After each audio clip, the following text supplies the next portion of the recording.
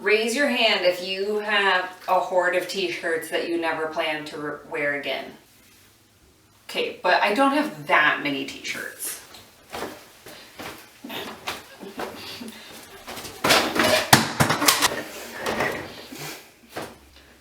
Okay, fine.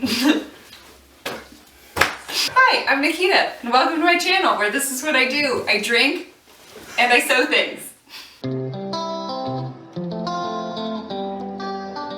Well, today I'm drinking a rosé, and it's wine by Joe. Ooh, this is a good kind of mid to low shelf wine. Also, I drink my rosé with ice cubes. Don't judge me. My grandma used to drink white wine with ice cubes, and I don't know, I always have, and I think it tastes better. As you can see, I have quite a few t-shirts that I have collected. Not all of them are mine, but to be fair, only like 3 of them are my husband's. I kept every single t-shirt from each play I did in high school, and I recently found them and thought, I don't ever want to wear these. And frankly, I'm never going to fit in them ever again. So, I'm going to turn them into a t-shirt blanket and teach you how to make one too. Joe really knows his stuff. For this project, you're going to need a butt ton of t-shirts, an iron, fabric scissors, and a rotary cutter, a pressing cloth for the iron. This is actually just a kitchen towel. Some lightweight fusible interfacing, a template 12.5 inches by 12.5 inches. This is one of those quilting measuring squares. If you don't have one of these, then you can make one out of cardboard, or you can buy one. I'll link one in the description. For the back, you have a couple of options. This video is going to show you how to make a t-shirt blanket. So there's no batting in the middle, and you just need to have fleece for the back. So that's one option. Next week's video is going to be showing you how to make a t-shirt quilt. So if you want to add the batting in the middle and want to make it a little thicker and you want to actually do the quilting part, you are going to need a flat sheet, and you're also going to need some batting. Again, if you are just making the blanket and you want a nice cozy fleece back and you don't want to do the full binding and quilting and batting and all that stuff, then you don't need these. So step 1 is to wash and dry all of your t-shirts. Make sure that they're clean, especially if they've been sitting in your closet for a while, or like mine, in a storage area in a box. Gross. The next step is to figure out how many you have. So I decided that I wanted to do 5 by 4 t-shirt quilts. Each one of our squares is going to end up being 12 inches by 12 inches. So by doing 5 by 4, I'm going to end up with a quilt that's 5 feet by 4 feet. After you figure out either how big you want it or how many t-shirts you have, the next step is to fill in the gaps. I have 37 t-shirts. Granted, like this one, it's double-sided, okay? Some of them are double-sided. I'm not that much of a hoarder. And I'm gonna make 2 5 by 4 quilts, which means that I need to get 3 more. And this is the fun part.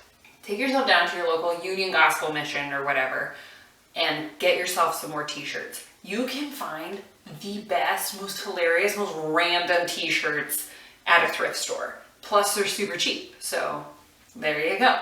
T-shirt number 1.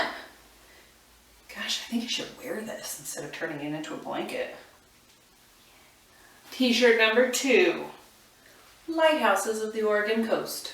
And t-shirt number 3. The eggs are fertilized and the bacon is crisper. Science puns.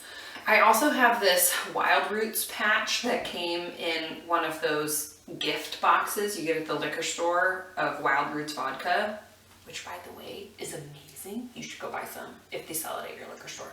So because it's like an iron-on patch, I thought, hey, I'll just iron it onto one of the t-shirts. Now that you have your t-shirts washed and dried, you figured out how many you need, and you've gone and you've filled in the gaps, now it's time to cut them.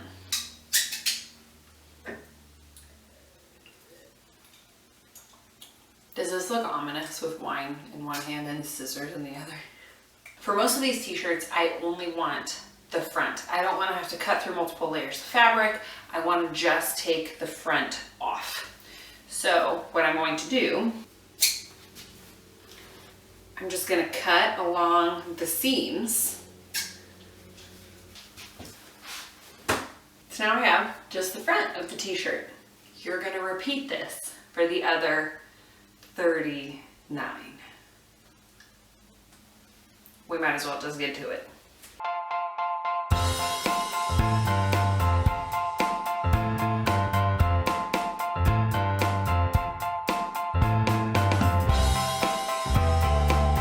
If you have a t-shirt where you're going to use both the front and the back, just make sure that you're a little bit more careful about your chopping than I have been on these other ones.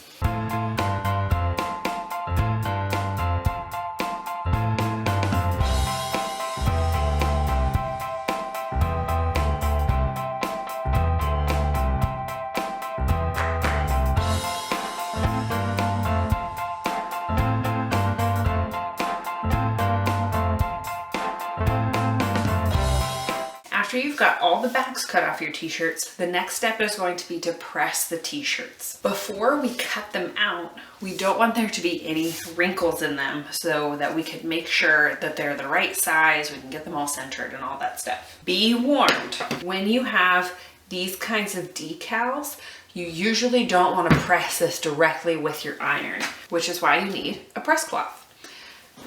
So place the pressing cloth or the kitchen towel over your design. Don't worry too much about the outsides or down below because we're gonna cut a lot of that away. Now that I have one t-shirt done, I'm gonna slide it to the side. I'm gonna take a drink of my wine. Then you're gonna do it to all of them. You are now going to need your template. This is why I love these quilting rulers because they're see-through. Okay, you're gonna wanna roughly center your design. Now here's the best part. You don't need to cut out exactly. In fact, we don't want to cut out exactly. We want to do a rough cut.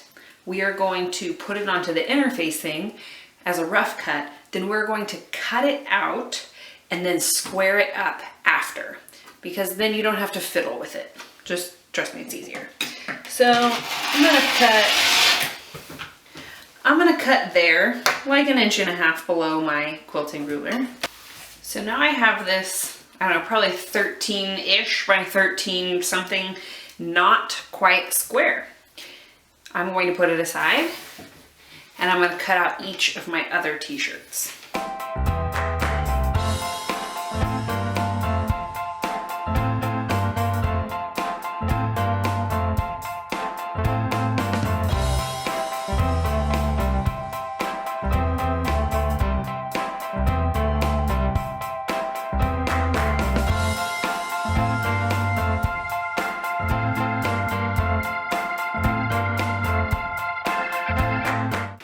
Done.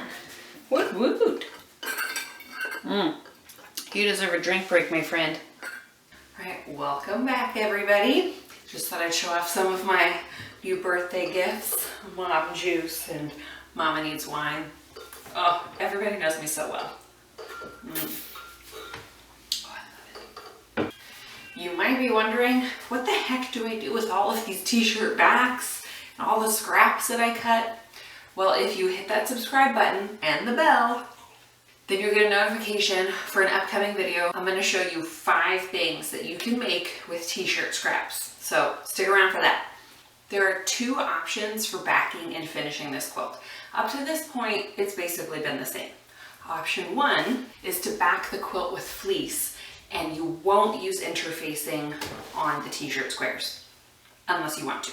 Then you do you. The pros for this method are it's faster, easier, and cheaper because you don't have to buy the interfacing or the batting. Also, it's super soft and snuggly. The cons for this method are that it's not as quilty or professional looking, and the blocks are harder to sew together without interfacing on them. Option 2 is to back the quilt with a flat sheet, or you can use fabric if you want, but a flat sheet is a lot cheaper. This method will use batting and interfacing, and you'll have a nice edge around the quilt.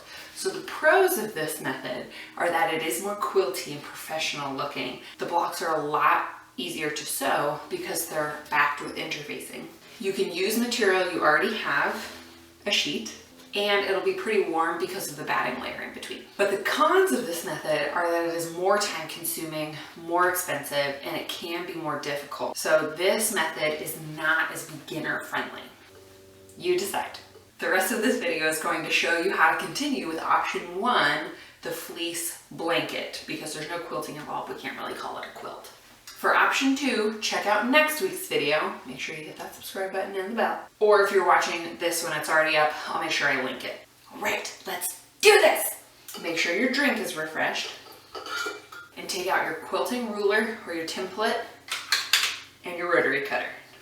Okay, it's time to square up our t-shirt non-squares. There'll be squares in just a second. This is why I like these clear quilting rulers, because you can easily see through it to center your design. So I'm going to center and I'll cut it.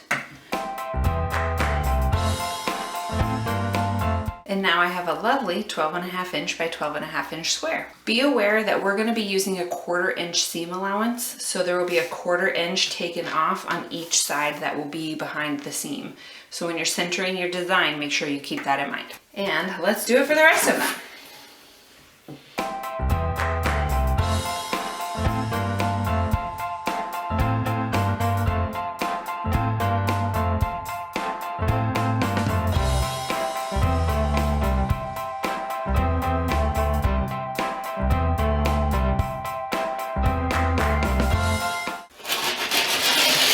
And done. Woo! Isn't it just so satisfying to see all these lovely squares? Take a drink, my friend, because you sure as heck deserve it. Now we're going to take all of our lovely squares and we're going to lay out our design. Lay out your blocks and then rearrange them a bit until you get a pattern that you like, then take a picture of it so that you can remember it later. To put them together, take square 2 in the first row and place it on top of square 1, right sides together. Pin or clip the right edge. I like to label it with 1.1 so that I know which block I'm dealing with. Then you take square 4 in the first row and put it on top of square 3 and label it with a piece of paper that says 1.2. If you have an odd number of squares, label the single leftover square with 1.3 and just put it on top of the other pinned blocks. We'll sew it later, but we want to remember where it goes. Make sure that all of your edges are lined up. Interfacing makes this part a little bit easier if you want to go that route. Repeat with each row, but switch the labeling. Row 2 will be 2.1, 2.2, etc., and row 3 will be 3.1, 3.2. You get it.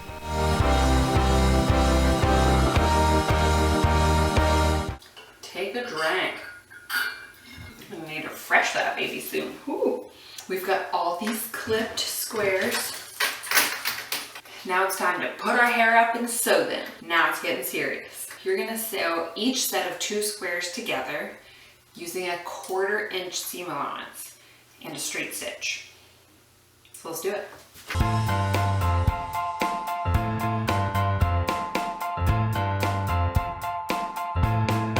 Make sure to forward and back stitch with each one. You don't want to lose your little sticky note because this tells you where this square goes. So I'm going to clip it back on, set it over here, and keep going.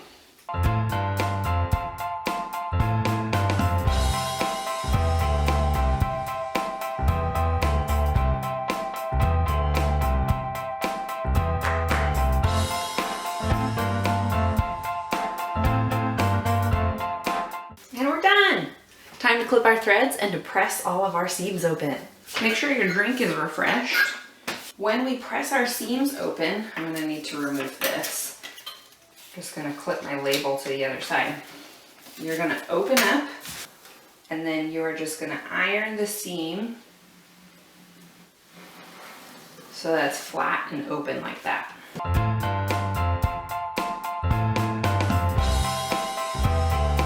The next step is to take the pairs that we made and sew them into our rows. So this is 5.1 and 5.2, so I'm going to take these, push the rest aside. This is 5.1 and this is 5.2. The method that we do to put these together, you're going to do the exact same with all of the other ones. You're going to take 5.2 and put it on top of 5.1.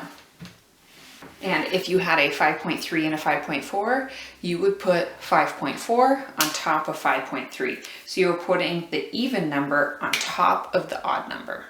To make sure that they line up, we're going to match the seams together and then straighten out the t-shirt so that the edges line up. Now you're going to clip or pin this edge, the right hand edge, and you are going to repeat for your other rows. So this is 4.1. I'm going to take 4.2. Make sure that make sure that you don't put your t-shirt on upside down. Line up the seams. Make sure that this edge on the right hand side is lined up. Clip it.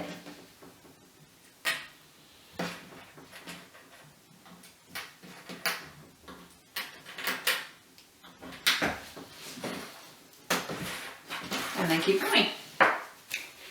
We've got all of our rows clipped. So we are going to sew along the clipped edge with a 1/4 inch seam allowance and a straight stitch. Now before we start sewing the rows together, we need to press open our seams one more time. So grab your iron.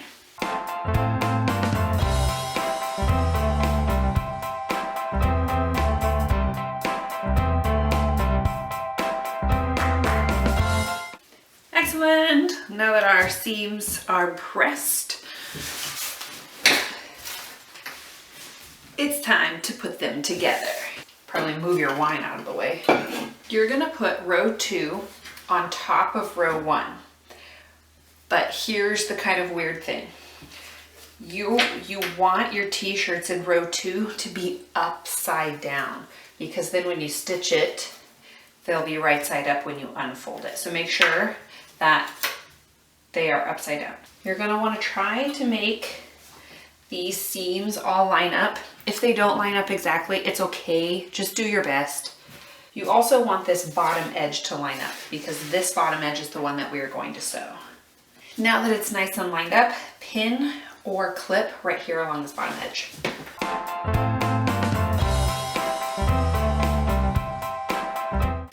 Now that it's clipped, go ahead and do this with row 3 and 4. If you're like me and have an odd number of rows, after we sew this last bottom one, you're gonna unfold it and then do the same thing where you put it upside down, pin it, and then sew it. So you have a little group of 3. So let's start by going and sewing these 2 rows together. Now that we've got all the rows sewn together, we're going to snip our threads and we're going to press open the seams one more time. Now I'm going to take my 3, 4, and 5 rows, lay them face up, remove my label because I don't need that no more. I'm going to take my 1 and 2 rows and I'm going to put them on top. But remember, we want to put them on upside down so that when we unfold them after we sew them together, everything is facing the right direction. So again, you're going to line up your seams and your edges as best as you can. Hopefully they match up pretty well for you. Now that it's clipped, we are going to sew it with a 1/4 inch seam allowance. Last one, you guys. Woo! Oh no, where's my wine? Okay, let's go sew it.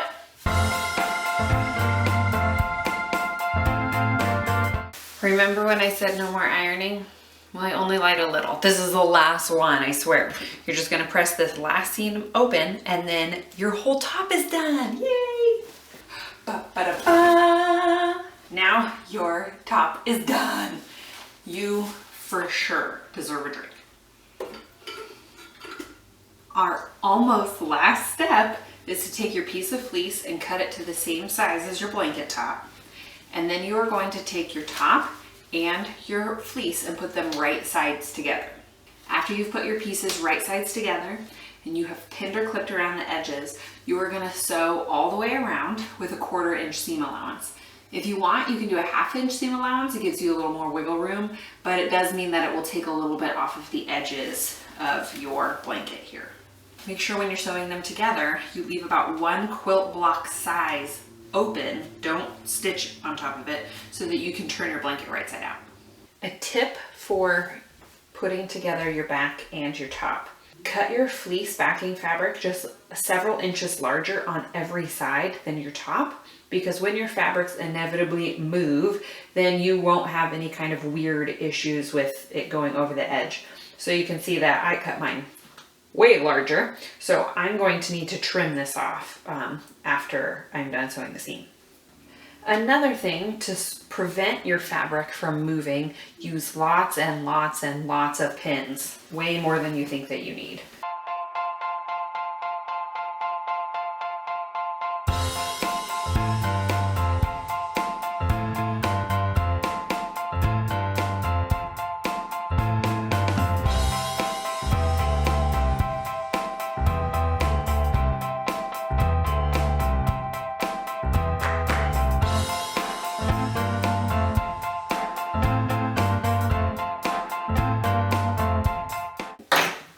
With that last pin, remember to leave a nice big opening so that you can get all that fabric through.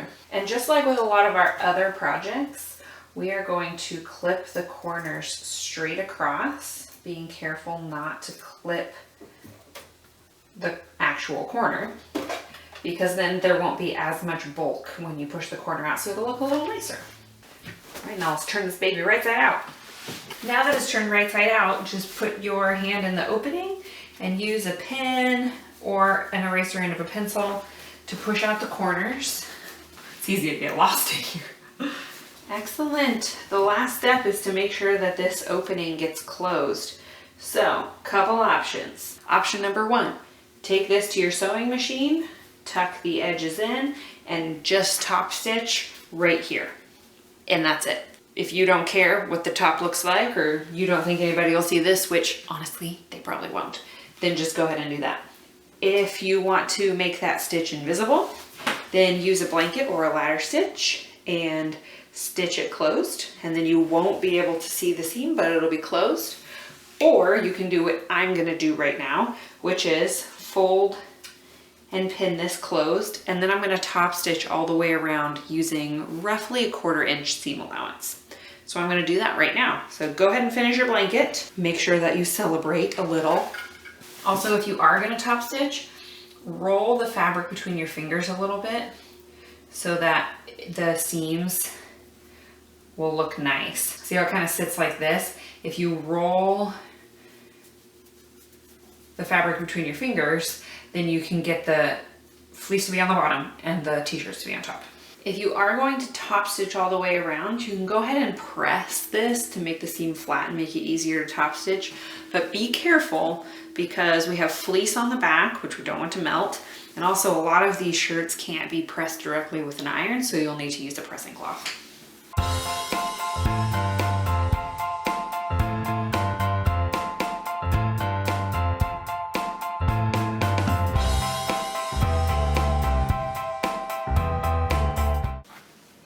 Well, hello there. Now that you've finished your super amazing t-shirt blanket, make sure that you like and subscribe so that you can drink along and sew along with me on my next video. Thanks for watching. Do you like this blankie? It's a good blankie, huh?